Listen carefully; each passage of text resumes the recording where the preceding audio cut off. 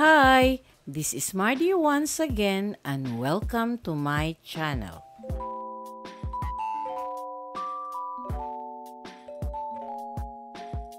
Hello mga viewers o subscribers. Kumusta kamong tanan? Welcome ug balik sa akong channel. This is Mardy and today we're diving the life of one of the Philippines' most iconic figures, Alma Moreno. From her unforgettable roles in film and television to her impact journey in politics, Alma has truly made her mark in many fields. So whether you're a fan of her legendary performances or her inspiring leadership, stick around as we take a closer look at her incredible career and contributions. Let's get started!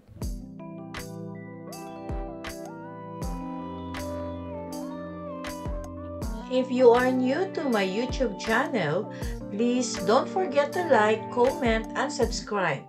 At para updated kayo sa mga susunod kong videos, please click the bell notification below.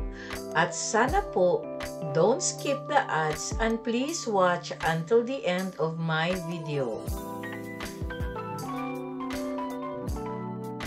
Vanessa Moreno Lacsamana, professionally known as Alma Moreno, was born in Cervantes, Ilocos on May 25, 1959 to Frank Lacsamana of Pampanga and Jean Moreno. Gipanganak og nagdako sa Pilipinas, siya nahimong usa sa pinakasikat nga mga personalidad sa pelikula ug telebisyon sa nasod. Nagsugod ang karera sa pag-arte ni Moreno sa dihang nagpakita siya ingon usa ka dama sa pelikulang Orduha niadtong 1972 kauban si Amalia Fuentes. Ang iyang breakthrough nga papel miabot niadtong 1976 sa pelikulang Ligaw na Bulaklak Part 2. Usa ka pelikula nga gimugna ni national artist Ismael Bernal.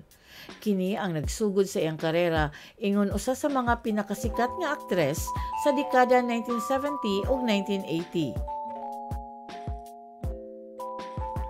Known for her versatile performances, Moreno starred in a variety of genres ranging from drama to comedy to sexy thrillers, earning her the title of Sex Goddess of Philippine Movies during the peak of her film career.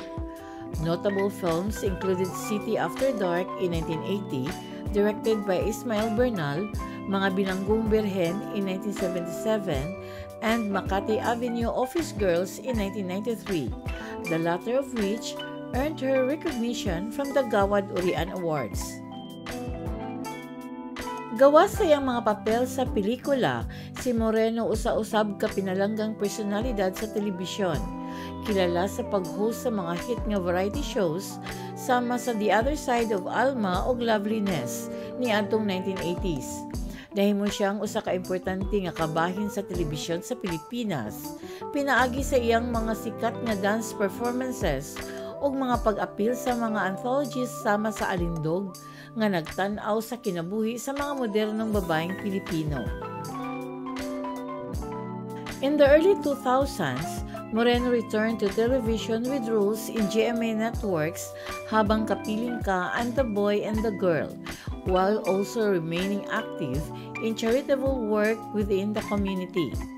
She made a notable return to film with Kapalit in 2002 and later became a judge on the dance competition show You Can Dance.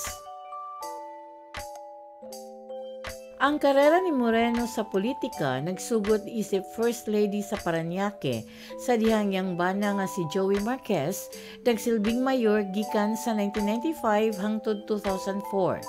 Niadtong 2004, mipahigayon siya og pagdagan alang sa pagkamayor sa Parañaque apan wala siya magmalampuson. She then served as a councilor of Parañaque from 2007 to 2010, having been re-elected in 2010. In 2012, she became the first female national president of the Philippine Councilors League. previously holding positions as National Secretary General and Executive Vice President.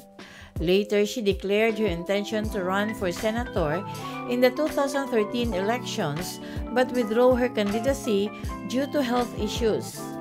Misulod siya sa Liberal Party ug sa katapusan ning dagan pag-usab isip konsehal sa 2013 ug unya alang sa Senado sa 2015 ilawom sa United Nationalist Alliance.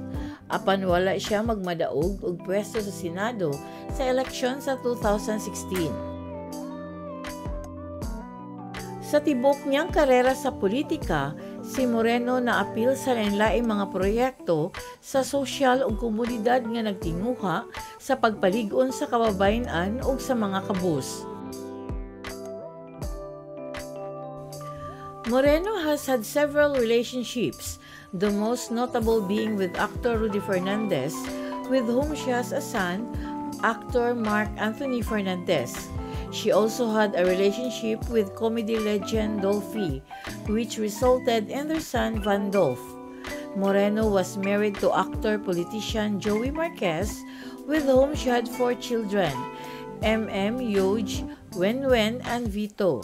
Their marriage was annulled in 2004. In 2001, she was diagnosed with multiple sclerosis. In 2009, she married Sultan Fahad Salik, mayor of Marawi City, in a traditional Muslim nikah ceremony, but they divorced in 2014. They have one daughter, Alpha Salik. Alma Moreno's life story spans a successful career in entertainment, a significant role in Philippine politics, and a complex personal journey marked by public scrutiny and personal challenges. Thank you very much for watching. And according to a famous quote, most people are so busy trying to get somewhere else. They never stop and appreciate the miracles all around them. They never stop and appreciate the magic of the journey. Shout out and thanks to the comment of me, Cynthia Rather Not Say. Maraming salamat po. Special thanks to my source from Google, imdb.com, photo credits to starinamillion.blogspot.com, and inspirational quote credits to iamfearlesssoul.com.